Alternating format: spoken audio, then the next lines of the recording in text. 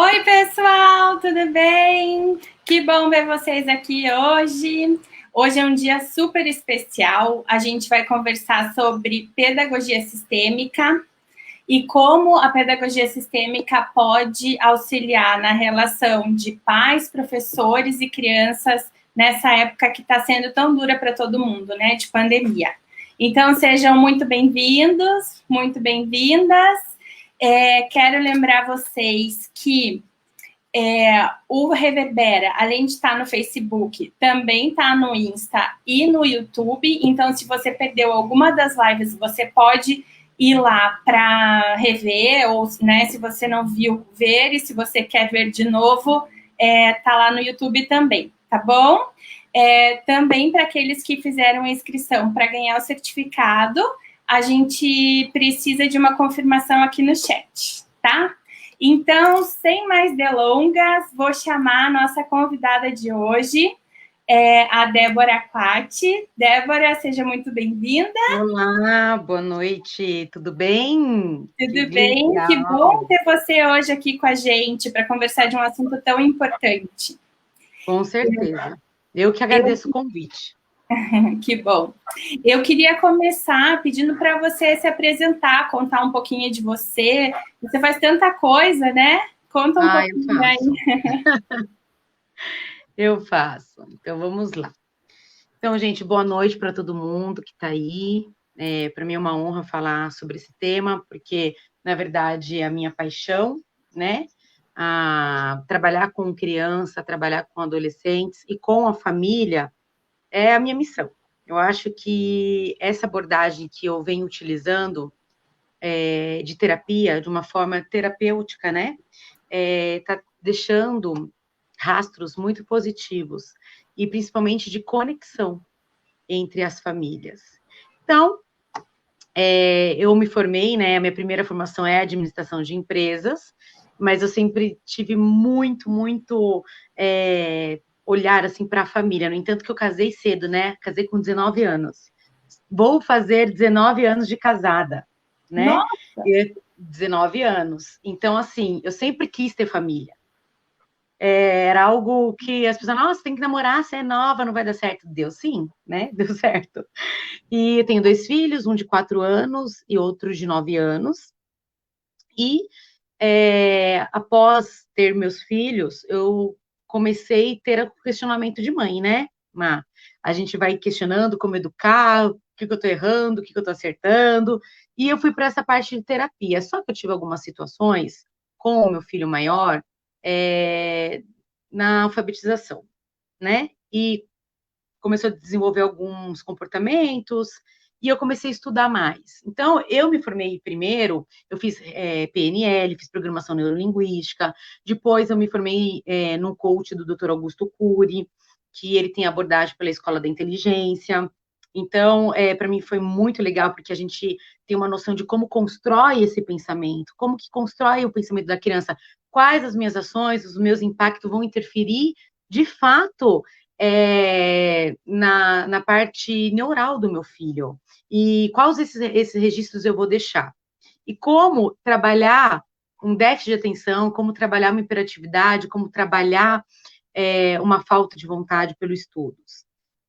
E fui estudando, me formei também pelo Instituto Infanto Juvenil do Rio de Janeiro, como coach infantil, e sou consteladora familiar, aonde eu falo que é a minha paixão. Porque dentro da constelação familiar sistêmica, eu curei o meu sistema, eu me curei, né? A gente ouve muitos que a constelação, de fato, não é uma terapia de cura. Ela é uma abordagem, ela serve, na verdade, como um diagnóstico para nós. E através dessa terapia, eu entrei no universo do meu filho, né? Eu entrei nesse universo que eu amo, infantil. Como diz o meu sogro, né? Essa daí é pior do que as crianças. Então, eu tenho o meu lado criança. E eu transito muito bem.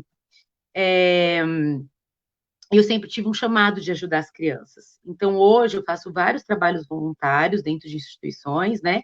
Dou palestra, e eu participo de um programa que chama PIA, que é o Programa Autonomia, Incentivo à Autonomia, que é um programa do Tribunal de Justiça do Paraná, onde a gente trabalha com crianças, né? que estão no estado de cuidados do Estado mesmo, está no estado de cuidado do Estado, e a gente faz esse trabalho sistêmico e emocional com essas crianças.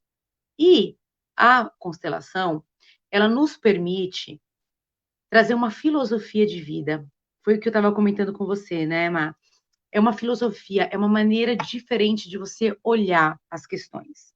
E conforme meu filho foi tendo alguns comportamentos, algumas dificuldades na aprendizagem, a ponto de suspeita de déficit de atenção, suspeita de hiperatividade, suspeita de dislexia, né? Eu acabei me aprofundando e foi aonde eu encontrei a pedagogia sistêmica. O que é a pedagogia sistêmica? Ela vem de uma abordagem da constelação, mas, porém, voltada para a educação, para o professor, para o aluno e para a família. Então, as leis que regem, vamos dizer assim, a constelação, a gente replica de uma maneira na educação. Tá? Então, no ensino-aprendizagem, na maneira que os pais se comportam para ensinar os filhos, na responsabilidade sobre isso, como os professores, os educadores, os cuidadores dessa criança podem se posicionar de uma forma sistêmica, tá? Acho que até falei mais, hein? Eu falo mesmo, gente. Tem que me cortar. Que bom que você falou. Já deu uma esclarecida. Eu só quero dar um recado, Débora, para quem está assistindo a gente, que essa live não é feita só de nós duas, mas de todo mundo que está ouvindo. Então, que a gente quer escutar opinião, quer escutar ler perguntas e alguma experiência também que vocês quiserem compartilhar, tá bom, gente? Fiquem bem à vontade. Eu estou acompanhando o chat. Assim que vocês postarem alguma coisa, eu vou contar para a Débora, tá bom? Isso mesmo. Débora, então, continua a contar um pouquinho para a gente sobre o que é a pedagogia sistêmica, qual que é o embasamento dela, enfim. Tá. Antes da gente falar exatamente o que é a pedagogia sistêmica, a gente precisa entender quais são as leis, né? Como que surgiu a constelação? Para eu entender todo o movimento, né? Então, assim, a constelação é uma terapia breve, ela não tem comprovação científica, tá? E nunca terá. A gente vai escutar isso, muita gente vai perguntar, mas tem comprovação científica? Não, e nunca terá. Por quê? A constelação ela é um conjunto de várias ciências. Então, quando o Bert Helling, que foi o criador da constelação familiar sistêmica, ele é psicoterapeuta, né, teólogo, ele pegou várias ciências, vários estudos, e ele queria entender por que não dava certo os relacionamentos. Por que tinha problema? Por que a filha não se dava bem com a mãe? Por que repetia a mesma história dentro de um sistema familiar? Através dessa observação, ele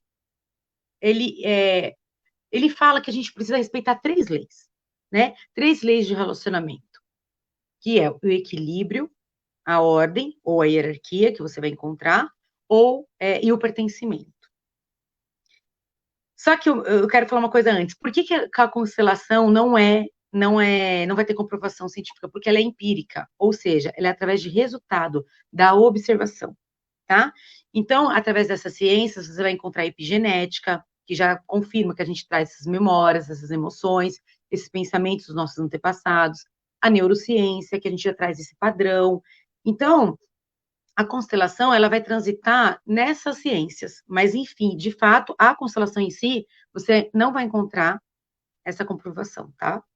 Mas eu falo que a constelação, ela tem uma abordagem filosófica, porque se eu trabalho essas leis em qualquer área da minha vida, seja na minha família, na empresa que eu trabalho, nos meus relacionamentos, eu vou criar o quê? Eu vou criar relacionamentos saudáveis, que é o que a gente quer, tá? Eu vou criar conexão. Então, a primeira lei que Bert Helling fala é o equilíbrio daquilo que eu dou e daquilo que eu recebo. Olha que fantástico isso, né? Então, às vezes a gente vê amiguinha, coleguinhas brigando, porque ela era minha amiga, mas agora ela só tá com a outra. Não tem um equilíbrio nesse relacionamento. E nós também, às vezes, a gente entrega tanto para uma relação, para uma amizade, que o que está acontecendo? A gente está entregando demais. E quando a gente entrega demais, gera uma frustração. Então, imagine uma balança, 50% daquilo que eu dou, tá dando para ver minha mãozinha aí? 50% daquilo que eu recebo. Se essa balança não estiver equilibrada, se eu estou só entregando para uma relação, eu vou me sentir frustrada. E a outra pessoa vai se sentir em dívida. Só que esse dar e receber, ele está vinculado a tomar o amor dos nossos pais, da maneira que os nossos pais quiseram nos dar. Então, por exemplo, quiseram não, nos deram, né? Que eles podem dar. A gente não dá aquilo que a gente não tem. Então, vamos supor, eu tenho uma amiga que eu sempre estou do lado dela, apoio ela, sempre que ela precisa, eu estou junto dela. Só que na vez que eu preciso, essa amiga não tá. Ela diz não para mim. Então, como que eu vou me sentir? Frustrado, né? Só eu entrego, a balança não tá justa. E por que que eu tenho que sempre entregar muito para essa minha amiga? O que tá por trás disso? Tá por trás algum vazio, né? Talvez da minha mãe, talvez um distanciamento. E aí eu projeto esse vazio nos meus relacionamentos. Isso serve tanto para a mulher como para o homem. Então, Bert Hellinger diz que se a gente ter esse equilíbrio daquilo que eu dou e aquilo que eu recebo nos meus relacionamentos, não fazer para deixar o outro com dívida comigo, mas fazer porque é preciso e porque está leve, a gente vai ter um relacionamento saudável. A segunda lei é a ordem ou a hierarquia que a gente vai encontrar. Isso quer dizer o quê? Que tem preferência quem veio antes, dentro de um sistema. Tem autoridade, tem respeito, quem veio antes. E que todos nós viemos para assumir a posição. Isso é tão importante, Má, a gente falar, levando para o nosso universo de professor, muitas vezes, o que eu observo, eu atendo, além de eu dar curso, né, e eu fazer trabalhos em grupos, eu atendo no individual. E eu atendo muitas professoras também. E às vezes o que eu observo durante o processo de terapia são professores querendo assumir posição de mãe. São professores por amor, tá? A gente vai falar sobre o amor cego e o amor iluminado. Eu acho tão importante falar isso. Mas assumindo posições que não são de professor, que não é de um coordenador, de um diretor. Então, essa questão de saber qual é o meu lugar, qual é a minha função aqui, enquanto professor, enquanto coordenador, é muito importante. Porque se eu assumo a posição de mãe, eu vou estar infringindo a lei da hierarquia, inconscientemente. Então, aquele aluno, por mais intenção boa que eu tenho, inconsciente ele vai saber. E ele vai lutar contra isso. E aí acontecem os conflitos, os comportamentos agressivos, indesejados, tá? Então, saber qual é o nosso lugar dentro das nossas relações, tanto na nossa organização, como na nossa família, na nossa vida pessoal, é muito importante para que a gente não crie peso e nem tire o lugar do outro. Porque quando o outro não está assumindo o próprio lugar dele, ele vai começar a lutar para incluir aquela pessoa e para se incluir. Então, eu vou explicar mais para frente, dentro do contexto da pedagogia, para vocês entenderem. Mas é importante eu dar esse exemplo, porque se eu não respeito essa hierarquia e esse posicionamento, eu vou desequilibrar todo o campo. E principalmente dentro do contexto da sala de aula. Então, se eu não respeito, se os professores não respeitam essa autoridade, essa hierarquia dentro da constituição da direção, também vai ter problema. Porque isso não é só para o aluno, né? Isso é para todos os lugares. A terceira lei é o pertencimento. Ele diz que todos fazem parte, ninguém pode ser excluído, nem aquele aluninho desafiante, nem aquele aluninho peralta, rebelde, que dá mais trabalho para nós. Ninguém pode ser excluído. Quando há uma exclusão, há uma repetição de padrão, tá? Porque alguém, por amor, inconscientemente, vem trazendo essa repetição. Então, por amor a esse excluído, por amor cego, a esse excluído, eu repito esse padrão. Gente, a experiência que a gente tem fazendo constelação com criança, em grupo, nas escolas, é que esse aluno mais desafiante é o que mais ama o sistema dele. E a todo momento, através do comportamento agressivo, autoritário, ele está dizendo, não, por vocês eu luto. E por que que é importante eu falar isso? Porque a posição que nós, enquanto professores, de julgamento para o sistema daquele aluno desafiante, peralta, terrível, inconscientemente aquele aluno sabe que a gente está julgando a mãe e o pai. E eles vão se voltar contra nós. Então, o olhar sistêmico, como abordagem sistêmica, um professor sistêmico é aquele que não olha o comportamento somente e rotula aquela criança, mas sim é aquele que olha o que está por trás daquela criança. Não existe uma criança difícil, existe um sistema difícil para aquela criança. E por amor, ele está trazendo o que ele está trazendo. Então, a pedagogia sistêmica, ela é conhecida também como uma educação sistêmica, tá? Que é um novo olhar de ensinar, de educar, de trazer o conhecimento, mas um olhar amplo. Porque o que é sistêmico? É sistema, a criança é todo o sistema dela. Imagine você com a sua família, tem alguns estudos, tá, que nós trazemos 4.000 e não sei quantos, 4.000 e poucos antepassados. Imagina aquela criança com 4.000 e poucos antepassados, porque ela vai trazendo essas crenças, esses padrões, as dores, ela é a própria representação de tudo isso. Então, por isso que a gente fala que não existe uma criança difícil, existe um sistema difícil.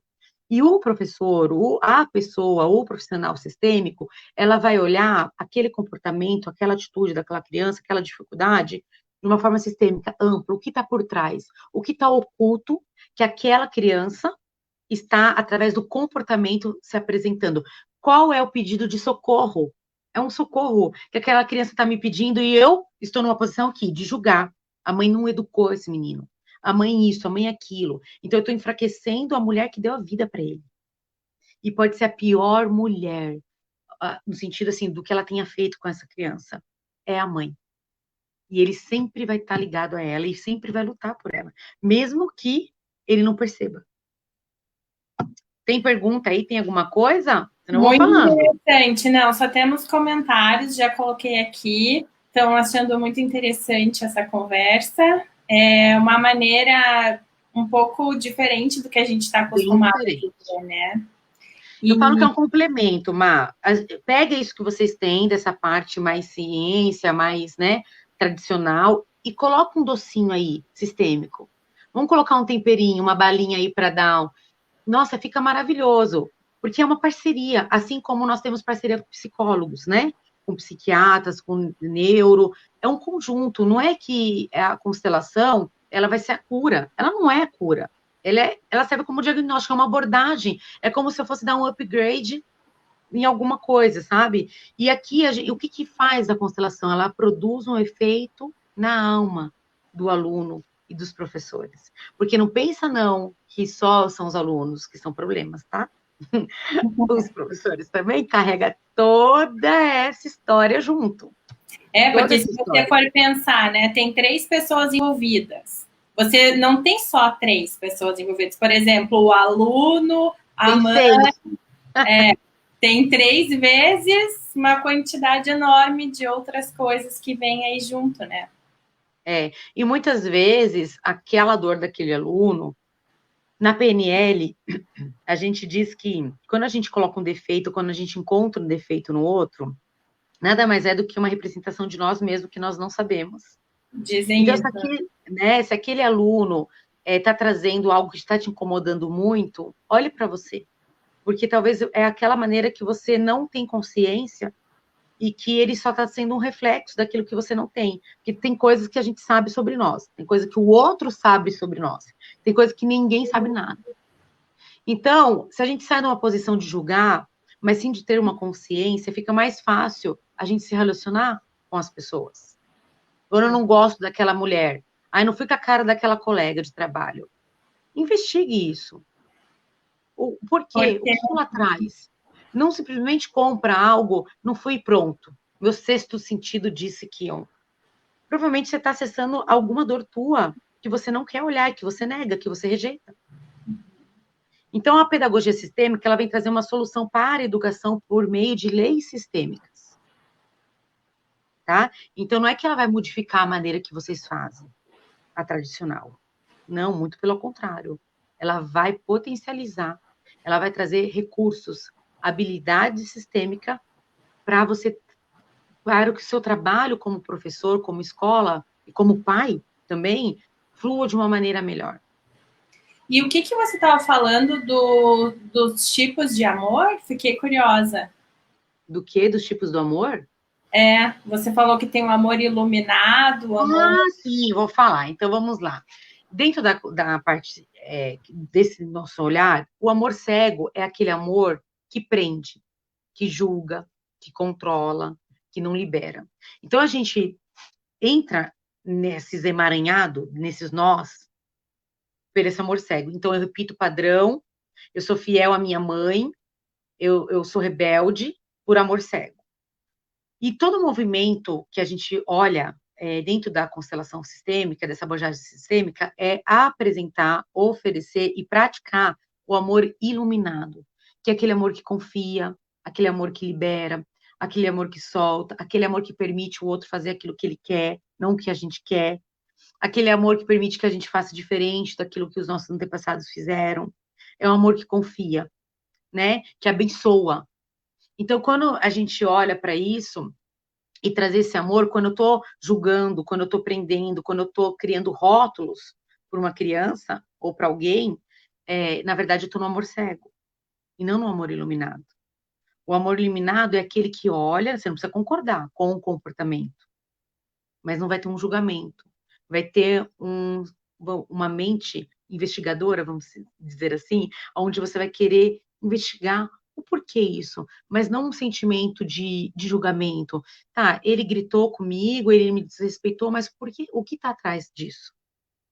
E essa visão sistêmica, ela mostra como que esse aluno, como que nós, professores, podemos auxiliar nessa dor. Mas será que nós, trabalhando uma forma de julgamento, de rótulo, de que ele é isso, que ele é aquilo, a gente está ajudando? A gente está no amor iluminado? E daí, por exemplo, quando acontece alguma situação em sala, alguma coisa, qual que você acha que devia ser o procedimento? Ou não Veja, sei. primeiro o professor, ele tem que se perceber qual é o lugar dele na escola. Qual é o lugar dele lá, tá? O professor, ele é autoridade, tá? Ele é autoridade, porém, ele está a serviço dos alunos. Ou seja, eu estou a serviço de algo maior. Tudo que acontece conosco é para algo maior. É para a multidão, é para a humanidade. Não é só para nós. Quando acontece algo conosco, nós estamos nos colocando a serviço de algo maior. Então, o professor, ele está a serviço do aluno em ensinar aquilo que ele tem que fazer. Só que, quando o professor sai dessa posição e entra numa posição de educar, porque essa mãe não educa essa criança direito, porque essa criança não dá banho, essa mãe não dá banho nessa criança, porque essa mãe não olha o que esse filho não fez a lição. Você percebe que essa posição não é a posição do professor? Então, quando há uma intervenção, essa professora, ela teria que chamar a criança e dizer para a criança: eu vejo o seu comportamento, e eu vejo que através do seu comportamento tem uma dor aí. E tentar entender qual é essa dor. E se perceber que, se ela estiver numa posição de julgamento, ela está numa posição de superior. Todas as pessoas que a gente julga é porque a gente está se sentindo maior. Sempre. Se eu estou julgando uma criança e eu estou a serviço dela, então eu tenho que não me pegar em coisas pequenas, mas em si e ajudar essa criança a continuar indo para frente, não para trás. Eu estou a serviço dela, né? Uhum. Tá. Me dá um exemplo, Caro. Eu quero falar uma coisa aqui, que eu anotei aqui. Deixa eu só ver aqui. Gente, ninguém tem aí nenhum exemplo do que aconteceu para contar? Não tem perguntas para a Débora? Olha aqui, ela está aqui por mais meia hora para conversar com a gente. A gente quer a participação de vocês aí. Mas me conta, enquanto eles pensam numa pergunta para você...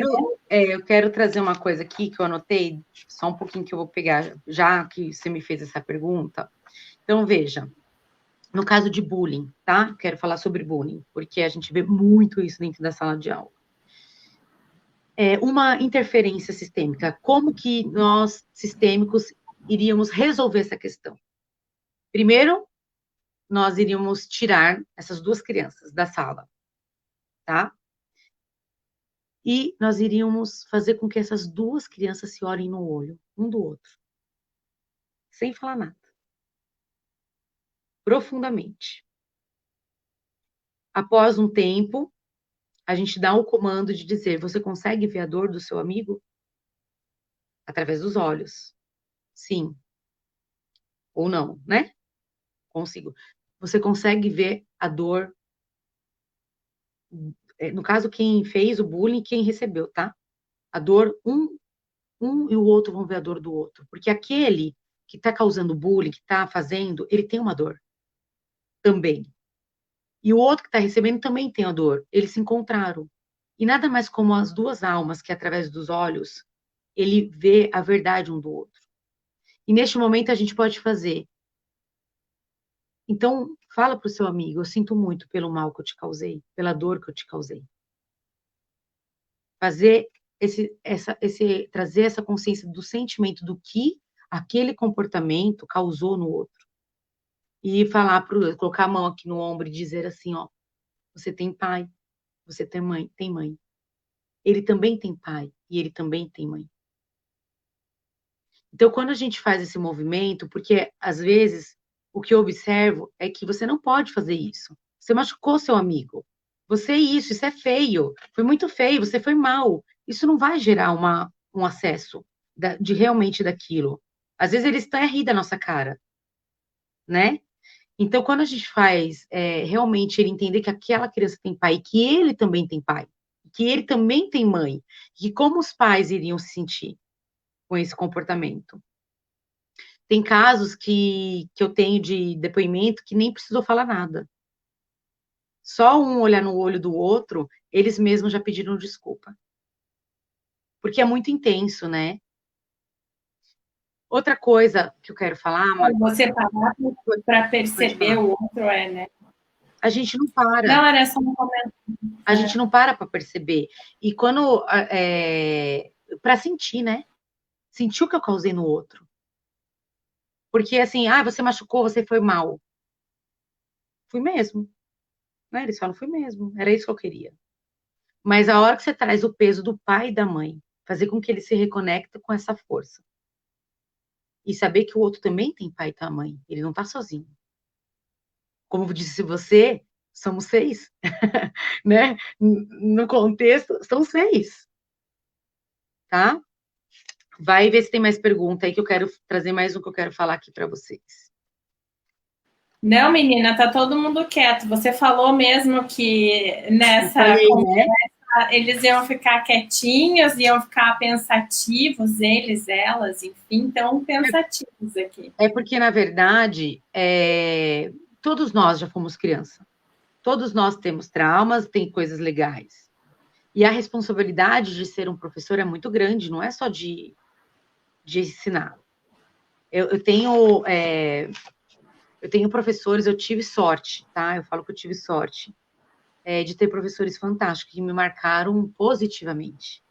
Né? Por isso que eu sempre falo para os meus filhos: honre o professor. O professor é autoridade. O professor brigou, fica quieto. Não discuta com o professor. E eu tenho algo, eu respeito muito isso. Mas eu tenho situações que não foi boa. Né?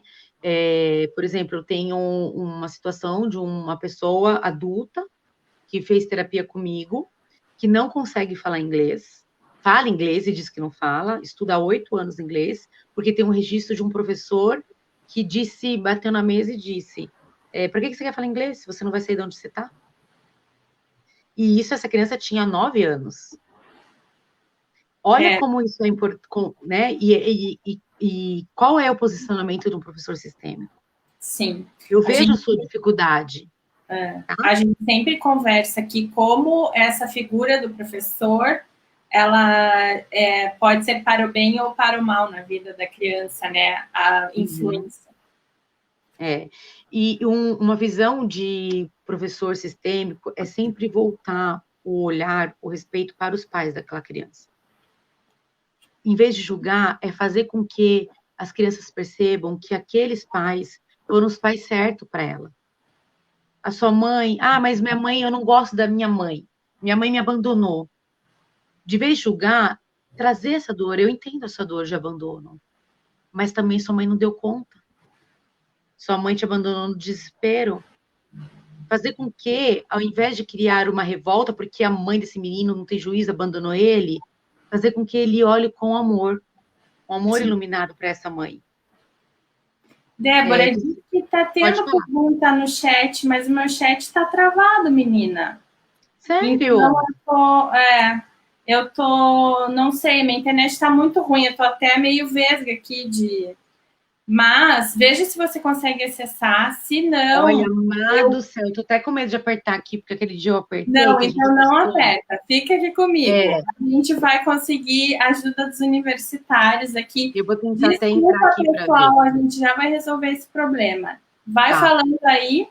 O que eu quero falar, assim, ó, como trazer, eu até trouxe aqui, eu vou dar uma lidinha aqui, tá? Para ficar mais fácil, ó. Olhar para a criança com equilíbrio. Como olhar para a criança com equilíbrio? A criança tem um comportamento, ou tá com raiva, ou tá triste. Como que a gente pode fazer? Legitimar essa emoção de dor. Então, dizer assim, ó, olhar nos olhos dela, realmente falar, eu vejo a sua dor, tá? Eu sei que você tá triste, que você tá com raiva, eu vejo isso, eu acolho, eu entendo isso. Tá? Não dizer, tipo, por que você está com raiva? Não pode fazer assim. Não. Acolher, legitimar, porque realmente aquela criança está naquela emoção. O segundo ponto. Termina aí que agora eu consegui achar algumas perguntas. Não todas, gente. Então, eu acessei aqui pelo Facebook. Manda de volta a pergunta. A Elza falou que a Sulamita tinha uma pergunta, eu não consigo ver. Eu consigo ver a pergunta da Andressa, tá? Por favor. Vai, desculpa, Débora. Não, imagina. Eu olho para sua tristeza, eu olho para sua dor, eu entendo. Aí, o que a professora vai fazer? Principalmente quando o aluno, ele tem um conflito direto com a professora, tá? Principalmente. Eu sou apenas a sua professora. E eu quero o seu bem. Eu sou apenas a sua professora. Eu quero o seu bem. O que eu posso fazer como sua professora para te ajudar? Isso é uma abordagem sistêmica. Porque lá você está dando comando que você não está na posição da mãe dele, que tem que educar, que tem que dar amor, que tem que suprir a necessidade dele, né? Porque tem muitos alunos que acham que o professor é mãe, né? Tá? Não é que você não possa dar amor, gente, vocês podem, mas com consciência, sabendo qual é o seu lugar e levando essa criança para a reconciliação da mãe e do pai. Se a gente consegue levar isso dentro da sala de aula, você vai ter alunos aprendendo mais equilibrados. Você sabe o que é a hiperatividade dentro da nossa linha? A criança que não para na carteira? Ela está procurando alguma coisa? Ela está procurando, talvez, um irmãozinho que foi abortado? Um irmão que morreu? Uma separação, um pai que sumiu? Então, essa criança... claro que tem a parte neurológica, a ciência diz, mas vamos usar isso e vamos expandir um pouco mais a nossa visão. Ela está procurando, ela está inquieta, ela está buscando alguma coisa. Dentro da constelação pedagógica, eu já constelei várias situações desta e que a mãe tinha aborto. Teve uma que teve 4. Depois foi ter um menino. Então, a todo momento, não foi olhado para esse aborto com amor incluído essas crianças. Eu vejo você, você faz parte do meu sistema, né? E essa criança fica buscando. A dislexia, por exemplo, que meu filho teve suspeita, ela está muito vinculado à presença do pai nos estudos desta criança. Porque o meu marido sempre viajou muito. Então, automaticamente, você assume, né? Depois que eu fui estudar, que eu fui constelar, que eu constelei, que eu fiz vários trabalhos, fiz com neuro, psicopedagoga, psicóloga, fiz tudo o que tinha que fazer, fiz todos os exames, tudo bonitinho. Mas eu fui também com a minha linha. Então, a gente andou em conjunto, tá? Não é para largar, é para andar em parceria. É uma alternativa a mais que a gente tem, tá? E, e daí você vai investigar a presença do pai. Então, se eu tô com uma criança inquieta na cadeira, que não consegue parar, eu vou lá discretamente, coloco uma cadeira do lado dela e digo, ó, papai tá aqui, a mamãe tá aqui, finge que o papai tá sentado do seu lado, porque dá força para essa criança. Porque 50% da nossa força vem do nosso pai, e os outros 50% da nossa mãe. E assim a gente se torna 100%. E quando isso, pode falar, pode falar, Não, eu não queria te interromper. pode falar. Quer acabar? Porque agora voltou, gente. Eu tenho um monte de coisas aqui para te perguntar. Tá, deixa eu só finalizar isso. Então, assim, quando a gente não toma, lembra a primeira lei lá do equilíbrio em tomar o amor do pai e da mãe? Quando a gente não toma isso, quando a gente não toma, a gente não tá 100% nós. Nós não estamos 100% na nossa vitalidade, na nossa potência. Quando a gente tem algum problema com nossos pais, ou quando a gente está maior, ou, enfim, uma posição errada, a gente não usa isso máximo. E quando eu pego uma criança e faço esse movimento simples, ou eu posso até colocar a mão no ombro e dizer, ó, coloca a mão no ombro dessa criança, o papai e a mamãe tá aqui te apoiando, te ajudando. Você vai conseguir. Faz do seu jeito. Não adianta falar para essa criança, você não fez ainda? Você está atrasado. Você é o último. O que eu vou criar? O que eu quero criar nessa criança? Eu quero criar registros saudáveis ou não? Para que eu sou professora? Para que eu estou aqui? Para que eu estou tendo esse posicionamento? A gente tem que perguntar para quê? Eu quero ser um ser de luz na vida dessa pessoa ou um ser de treva? Né? Tem que fazer essas perguntas, gente. Eu quero ser luz ou treva? Fala. Vai. A Sulamita Mendes perguntou assim: e se a mãe for repressora, como sentir, observar, conhecer essa atitude da mãe no comportamento do aluno e qual é o papel da professora? Qual a palavra? Repressora? É, É isso? Ah, eu fiquei em dúvida se era repressora ou professora. Tá. repressora. Bom, vocês concordam que essa mãe tem uma dor? E que ela também tem uma criança dela? E que essa criança dela foi afetada? Eu tenho dois posicionamentos. Chamar essa mãe para conversa sistêmica e mostrar para a mãe o que o que esse comportamento, o que ela quer com esse comportamento, com essa repressão, com essa atitude. O que de fato ela está buscando. Quando a gente faz essa pergunta, a pessoa, ela, na verdade, ela não consegue perceber para que eu estou fazendo isso. Para causar dor. E quando a gente chama essa mãe e acolhe essa mãe, acolhe a criança dessa mãe, sem julgar a repressão dela, porque talvez foi assim que ela aprendeu. É esse padrão que ela aprendeu. E quando a gente faz essa mãe olhar para a criança, que na verdade essa criança só está sendo um reflexo da dor dela, porque a criança, ela mostra a nossa dor como adulto. A criança representa a nossa criança. Então, se a criança tem uma mãe assim, eu tenho que fazer com que essa mãe acesse a criança dela interior. Eu peguei um pai esses dias que ele era bem autoritário, bem, cheio de regras, de comando, de uma coisa assim. E quando eu perguntei como foi a sua criança, me conta um pouco da sua criança. Ele se desequilibrou inteirinho. Quebrou, Porque né? ele não quebrou. Então, como que é o nome da moça que perguntou? A Sulamita. A Sulamita. Chama essa mãe com amor, se coloca na posição de professora, reverencie ela, afinal, ela te entregou o teu filho, o filho dela, né? Respeite ela, ela veio antes. Ela é maior do que você dentro desse sistema. E de vez você for pontualmente nessa pergunta, ou falar por que você tem esse comportamento, eu queria conhecer um pouco mais do Guilherme, um exemplo, tá? Queria conhecer um pouco mais o Guilherme, a história do Guilherme. E eu queria saber um pouquinho como que foi a sua infância. Você já vai perceber essa dor. E naquele momento, você leva essa mãe a curar a relação dela com a mãe dela.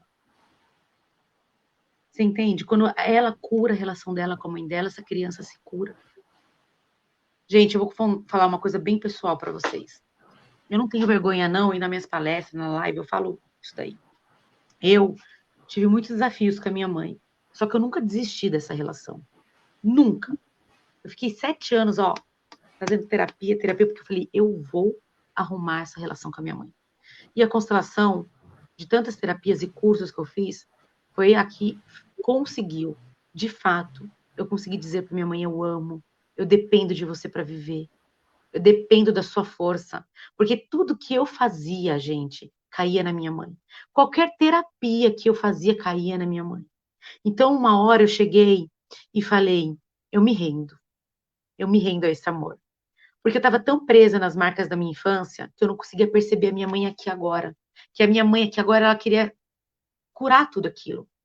E a minha criança, né, interior, não conseguia olhar para isso. E aí a gente bloqueia o aqui e o agora de curar, porque a gente está presa lá. Então, eu só consegui entender quando eu acessei a criança da minha mãe. A hora que eu acessei a criança da minha mãe, eu fiz como? Como que ela não tinha como ser diferente, porque ela não sabia, ela não conseguia me dar aquilo. Então, E nós... você começa a olhar a pessoa com outros olhos também, né? Quando uma você amorosidade. Ninguém resiste a uma criança. Eu, pelo menos, eu não resisto, né? Então, você consegue entender como que essa moça, como essa pessoa, como essa mãe desse menino vai conseguir ser diferente se essa foi a experiência dela. E quando eu faço esse resgate da criança dela olhar com a mãe e dizer, olha, talvez a sua mãe não conseguiu dar o amor da maneira que ela podia, né, que você queria, mas ela te deu a vida.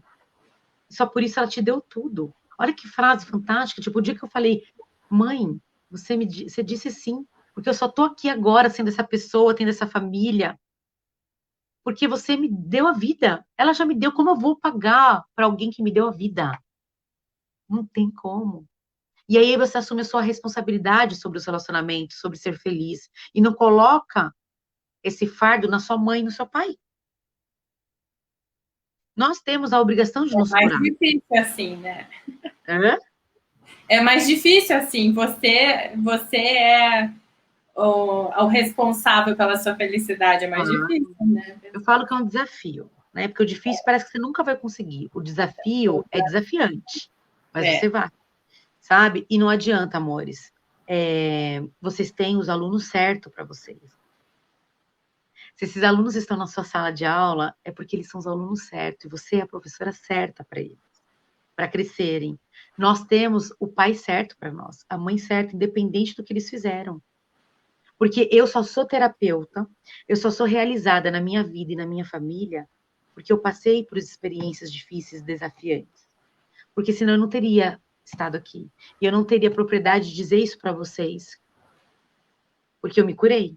Eu curei o meu sistema. E eu lembrei o que eu ia falar. Quando meu filho nasceu, meu filho de 9 anos, eu tive um distanciamento com a minha mãe, e meu filho não ia até minha mãe. Meu filho não ia até minha mãe. Ela tentava e ele não queria ficar com ela.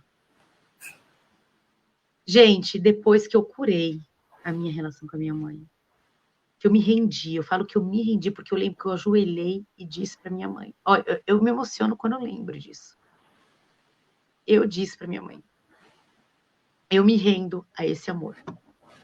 Porque eu lutava contra, lutava, eu não amo. Ela me magoou, ela não sei o que lá. Eu lutava.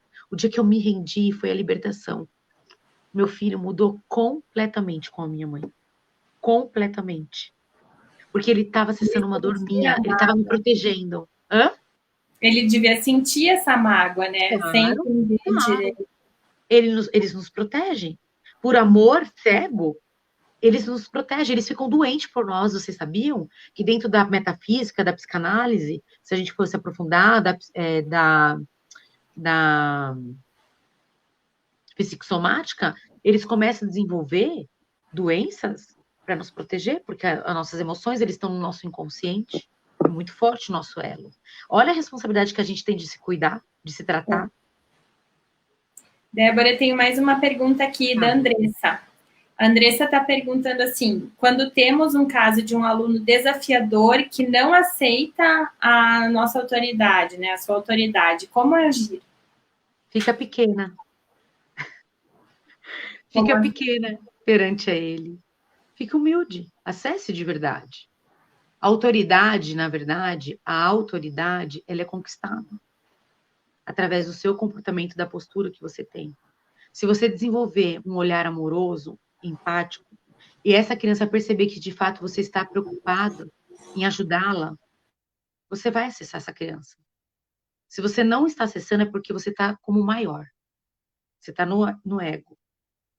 Você está na autoritarismo. Eu sou autoridade.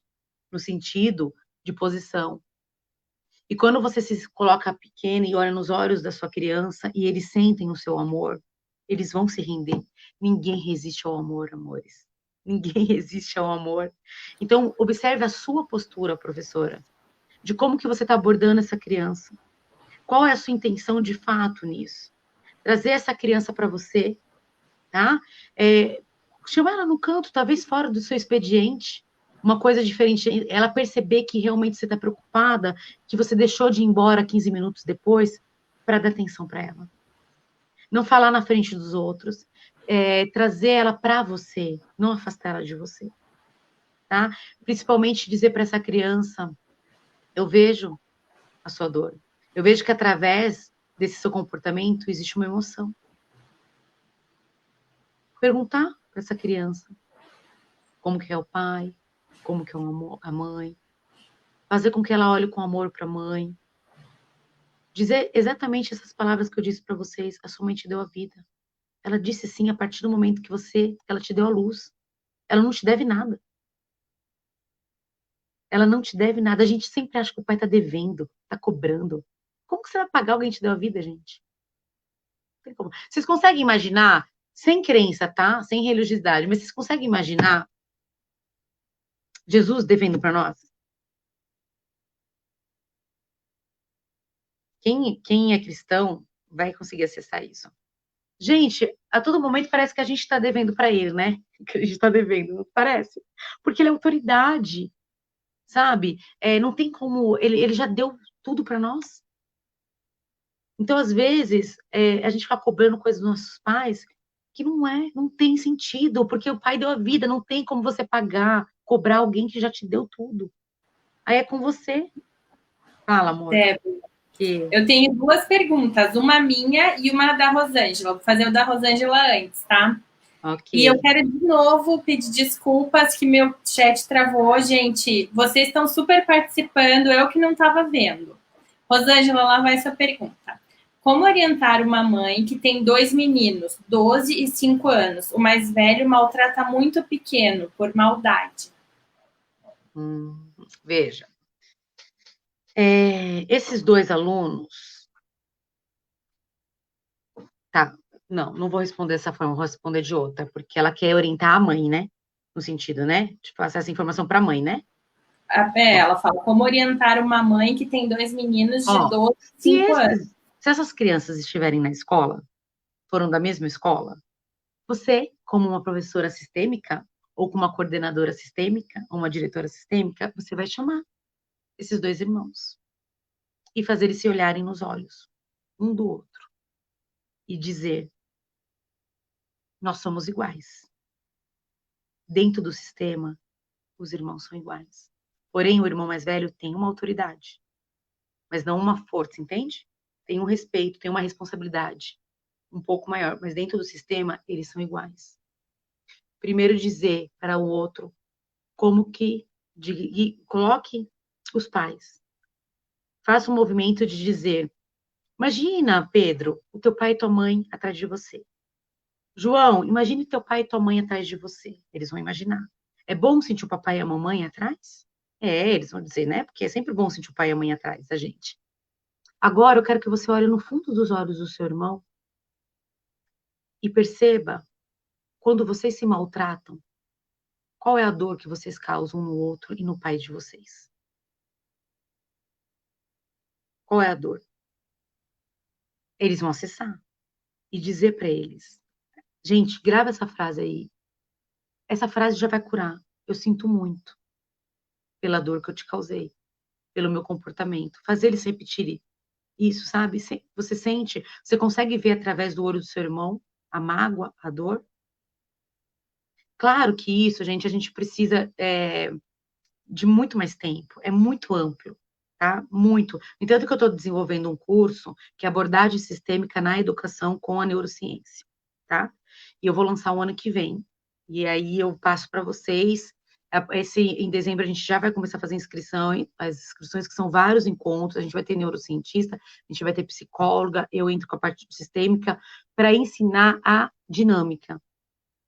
Só que quando a gente coloca os pais desses dois e dizer nós somos iguais, eu sinto muito pela dor que eu te causei, você já cria algo entre eles, tá?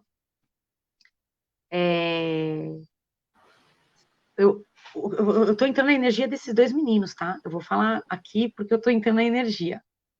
Provavelmente,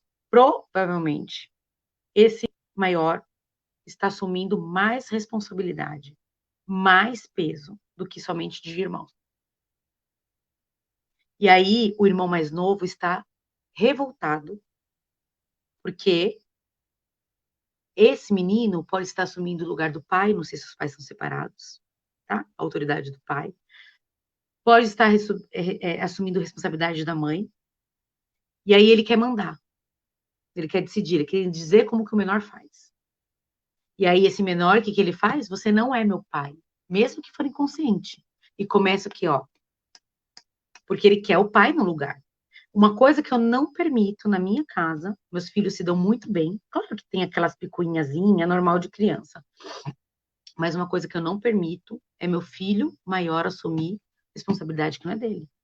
Ele tem que cuidar do irmão, ele tem uma proteção, porque eu ensino, entanto que esses dias a minha amiga falou para mim, nossa, que bonito os dois, né? O Henrique cuida tanto dele, se preocupa, e o tal lá nem liga para ela, a irmã mais nova. Então eu falo, você é o irmão, né? Quando a mãe e o papai não tiver, o seu irmão vai vir correr para você. É você que tem que estar no nosso lugar, entende? Então você tem uma força maior dentro do sistema. Se eu e o papai faltar um dia, você tem que ajudar a conduzir o teu irmão. Mas você não tem obrigação de educá-lo. E nem de dar banho, nem de cuidar, nem de fazer. Então, quando eles brigam, eu pego um e o outro, coloco na frente, faço exatamente isso e falo: eu sinto muito pela dor que eu te causei. Eu faço isso. E eu falo assim: os dois vão se entender. Eu só vou conversar, só vou resolver o que tem que resolver depois que vocês se entenderem. Ah, brigou pelo videogame, brigou pelo negócio. Eu dou 2 minutos para vocês se entenderem, tá? Eu falo. Vocês vão se entender. Senão eu vou tirar em nenhum dos dois. Eu não compro partido de ninguém. Não se resolveram, não definiram como vai ser, os dois ficam sem. Então hoje eles já criaram um hábito, de se resolverem entre eles. Eu não entro nesse conflito. E eles sabem que se não resolveu, eu desligo o celular, eu tomo isso, eu tomo o brinquedo, eu faço isso. Ah, aí daqui a pouco eles dizem, a gente já se entendeu, a gente já resolveu. Que ótimo. E eu falo, se entender e resolver com amor. Com amor. O meu filho, tem gente que fala que é um absurdo isso que eu falo, tá? Mas eu não tô nem aí. O meu filho, ele tá com 9 anos. Então ele tá naquela fase de testar a nossa autoridade, né? De desafiar. Ele fez 2 vezes. Ele gritou comigo. Eu falei alguma coisa, ele gritou. Eu, bem calma, olhei para a cara dele e falei: ajoelha. Falei: ajoelha. Ele olhou para minha cara e começou a rir. E eu, séria, falei: ajoelha. Aí eu olhei bem nos olhos dele, agachei assim, sabe? Olhei nos olhos dele com todo amor e disse para ele: eu sou maior. Eu te dei a vida. Você só está aqui porque eu disse sim para você. Eu sou sua mãe. Eu te amo. E eu não vou permitir que você tenha esse comportamento comigo. Agora, você vai baixar a sua cabeça e vai dizer para mim: querida mamãe. E ele repetiu. No começo ele começou a rir, achou que eu estava brincando. Aí ele viu, e aí ele foi acessando E aí ele mudou a fisionomia. Eu sinto muito pela minha arrogância e prepotência. Eu sou o menor. Eu não queria te causar essa dor. Você é a maior, querida mamãe. Foi tão forte, porque as coisas comigo é muito intensa, sabe? E com eles também, assim. Que ele fez 2 vezes. Nunca mais ele gritou. Nunca mais ele gritou comigo. Nossa, que experiência. E é calma, é com calma. Claro que às vezes a gente se estressa. Hoje, por exemplo, eu me estressei com ele, porque eu pedi para ele arrumar o quarto dele e ele não arrumou. E eu falei, agora você vai arrumar. E eu falei, é agora, não é depois. E eu fui um pouco, né, autoritária. Naquele momento, depois eu subi, ele estava arrumando o guarda-roupa dele, o quarto, e eu disse para ele, filho, eu sinto muito pela minha postura. Não foi a correta. Mas você percebe quando você não cumpre aquilo que você combinou comigo, o que gera em mim? É isso que você quer gerar? É esse relacionamento que você quer ter entre eu e você? Qual é a sua responsabilidade sobre o meu comportamento? Eu assumo a minha. Eu não deveria, mas você assume sua? Não, mamãe. Ele falou. Eu falei, então como que a gente pode fazer daqui para frente? Para que eu não precise acessar o lado pior meu. Eu não gosto desse meu lado. Mas você apertou a tecla. Eu falei para ela, falei, e eu tô aqui para te pedir, eu sinto muito, porque não é essa comunicação, não é essa postura que eu tenho com você. E eu sempre olho nos olhos dos meus filhos, sempre, e eu obrigo eles a olharem no meu, porque o nosso olhar representa a nossa alma. Quando eu olho para o olho, eu curo a minha alma e a dele. Eu sei que já está 7 horas, eu já sei que já passou 1 hora. Não, Mas eu então, adoro eu falar. ainda preciso te perguntar sobre o título dessa live, que a gente não conversou nem um pouquinho. Então, nos 5 minutos finais, É. queria conversar sobre isso e depois, então, junto, ó, já tem 2 coisas juntas. Primeiro, que você deu um rapidinho, falando de como acessar tudo isso agora nessa época de pandemia e tal, se você tiver alguma sugestão. E a outra coisa é deixar um comentário, uma fala, uma coisa de, sabe, que a gente consiga dormir feliz, enfim. Tá, ótimo. Pois bem, gente, a pandemia é um desafio para todos nós, tá? Para todos nós. O que eu observo é que nós estamos sem tempo. A gente não está com tempo. Então, a gente tem que criar um momento divertido. A gente tem que criar um momento onde essa criança possa saber que a gente está do lado dela, sabe? Que a força da criança, a nossa força não vem dos nossos pais. A força da criança também vem de nós. Como eu, se eu fosse criança, eu estivesse estudando, que saco, cadê meus amigos, minha professora? Cadê o recreio? Cadê a gargalhada? Cadê a troca de energia, de amor, de contato? Eles não têm. O nosso sistema neural está pronto, deles não estão. Eles não conseguem lidar. Nós temos a amígdala, que é no nosso cérebro, que a gente chama. Essa amígdala tem responsável por controlar as nossas emoções. Neste momento, a criança que está lá, que saco, eu não tenho meu professor, não tenho meus amigos, tem que ficar online, eu quero contato, eu quero rir. O que que acontece? A gente divide o cérebro para ficar mais fácil, para os pais entenderem, em 2 andares. O andar de cima e o andar de baixo. O andar de cima é onde está tudo bem, é onde eu vou descansar, né? É onde está. E o andar de baixo é onde o bicho pega, né? Cozinha, sala, é onde o bicho pega. Essa amígdala, ela fica na escada. Ela controla essa emoção. Quando essa criança está nesse estresse, o que que acontece? A amígdala sequestra o cérebro de cima. E aí vira um terror, vira birra, vira estresse, vira tudo. Então, existe uma parte neurológica que, de fato, isso acontece dentro do cérebro de uma criança, tá? E nós também. Quando a gente faz coisa que não tem que fazer, é porque nossa amígdala foi sequestrada. E não é a amígdala da garganta, gente, é do cérebro, tá? Só que eu sou criança, tá? Eu tô lá. Se coloca no lugar do seu filho. Senta lá. Como você gostaria que os seus pais agissem com você naquele momento? Com amor? Com apoio? Com força?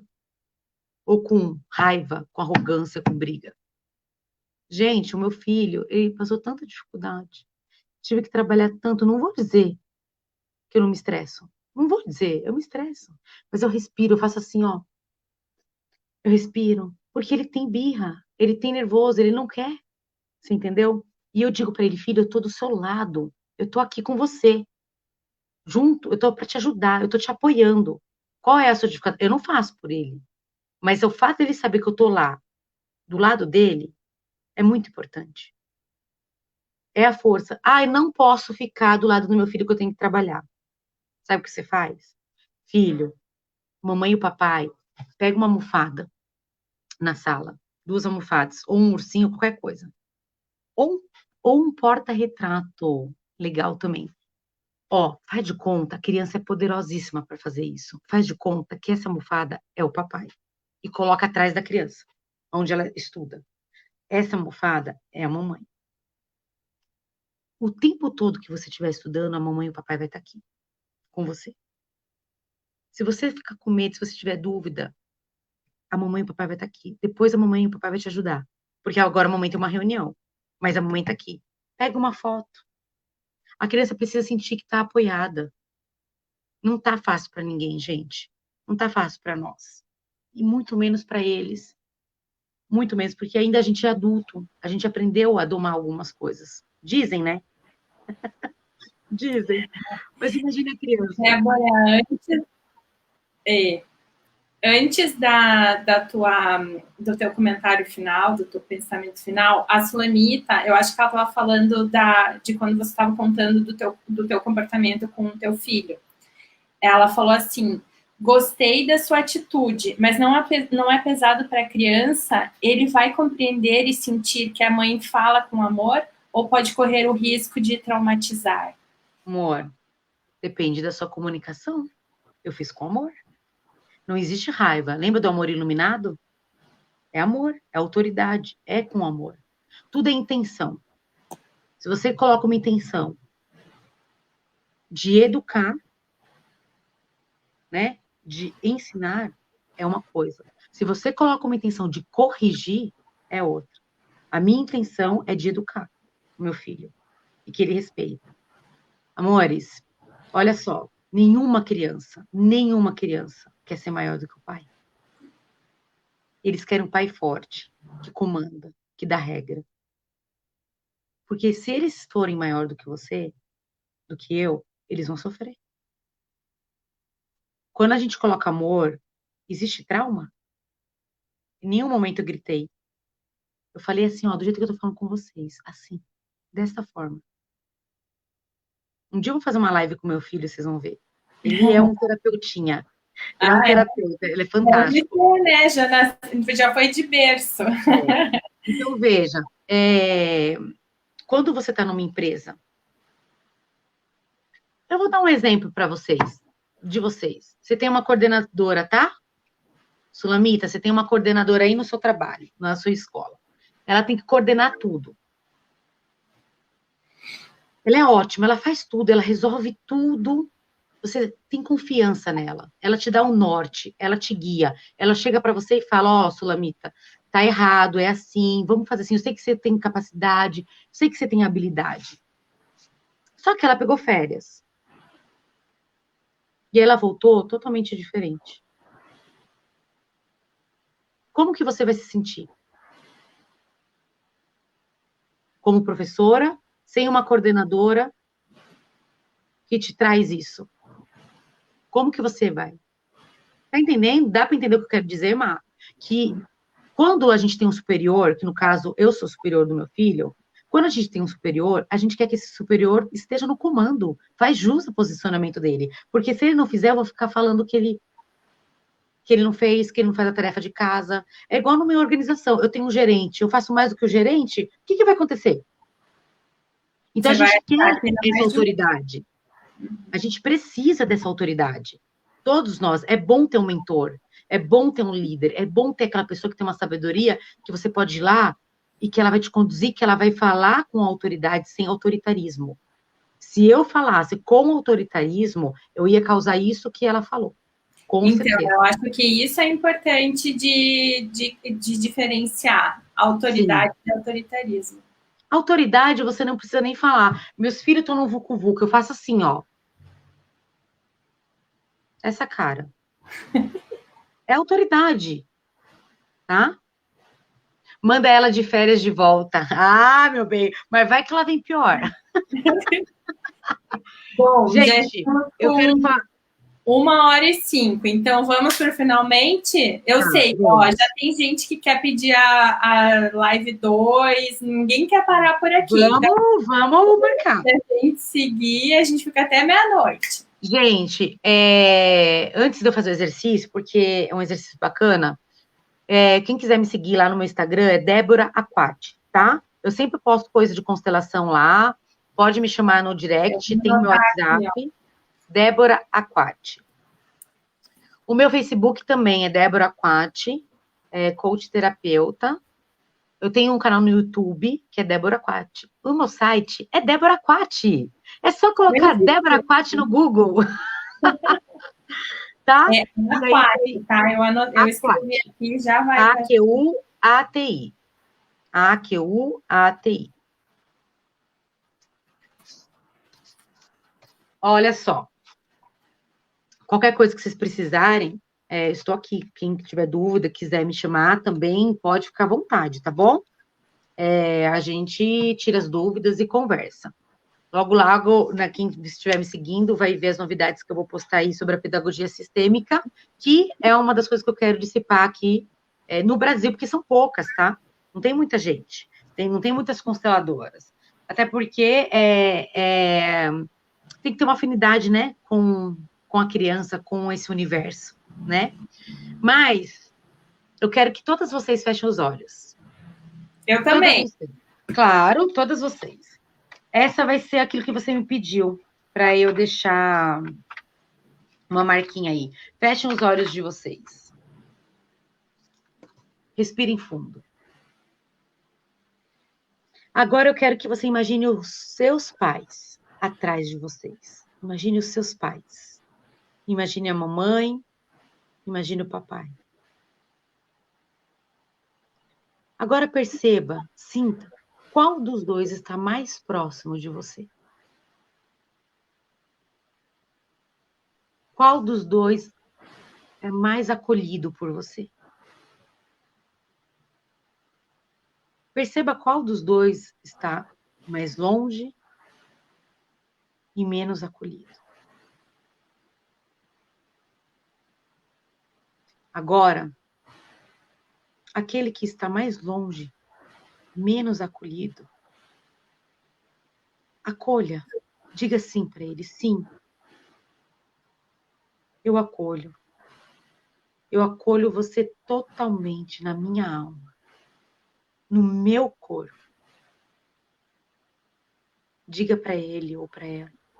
Eu sinto muito, querida mamãe, querido papai.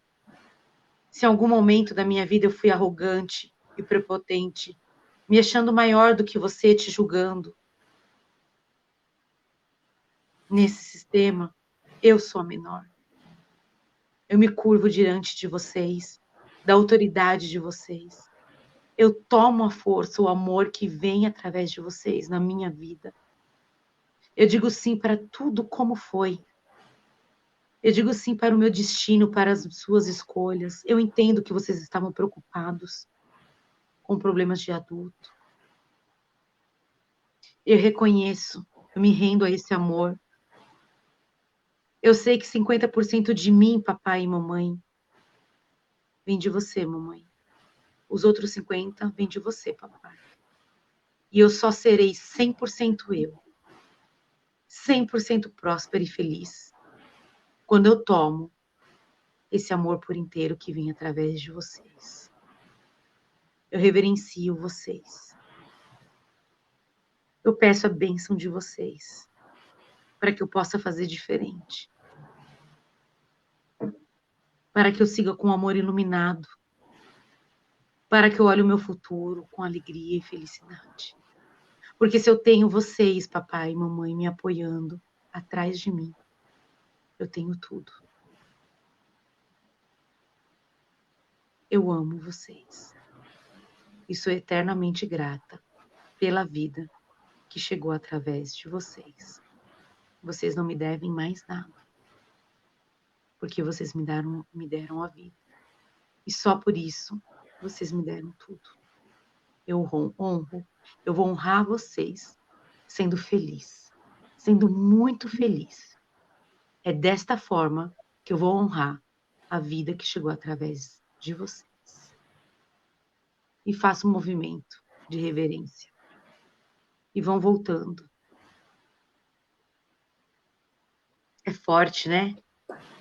É forte, é lindo, muito obrigada.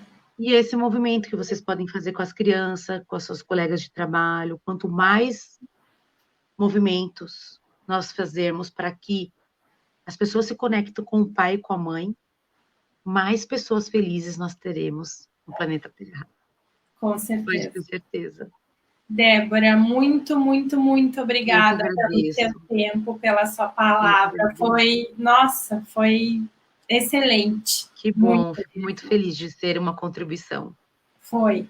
Para mim foi, eu acho que para as outras pessoas aqui também. Eu vi que você acessou aí bem forte, né? Foi bem forte. E os meus pais estão assistindo a gente, então eles muito, muito. Um beijo para eles.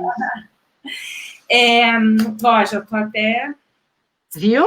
Que eu vou te falar. Quando a gente acessa o amor do pai e da mãe, a gente vira bebê. A gente vira bebê. Então. Escuta, então eu queria só falar uma coisa, alguém, agora eu perdi quem foi que falou, perguntou se a live vai ficar gravada. A live vai ficar gravada aqui no Facebook e no YouTube. Então, vocês podem compartilhar com quem vocês quiserem, que vocês acham que vai gostar dessa live e tal. E lembrem de seguir a Débora também, que ela sempre posta muita coisa boa para... A Juliana Gus falou que chorou. Ai, que lindo. Igual gente, é muito lindo. Olha quanta cura aconteceu hoje, gente. Viu? Que legal. Então, muitíssimo obrigada. A gente fica aqui e qualquer coisa depois você volta para falar mais com a gente, tá bom? Com certeza. Eu acho que é muito importante. Eu sempre tenho algo, sabe, Ma, que eu não posso deixar o mundo pior do que ele já está. Eu sempre tenho que deixar ele melhor. E o meu trabalho, ele, para mim, é uma missão, é um propósito. E eu sou muito abençoada de poder fazer isso nesse planeta, né? Então, contem sempre comigo, tá bom? Obrigada, minha flor. E assim, quem precisar de constelar, também eu constelo no individual, tá bom? Problemas dentro de aprendizagem, tá? Pode me chamar. Tá bom. Um beijo, meus amores. Boa noite. Beijo, foi ótimo. Obrigadão. Obrigada. Tchau. Gente, tchau, tchau. Espero vocês aqui daqui a pouco em outra live, tá bom? Beijos, fiquem bem. Beijo. Tchau.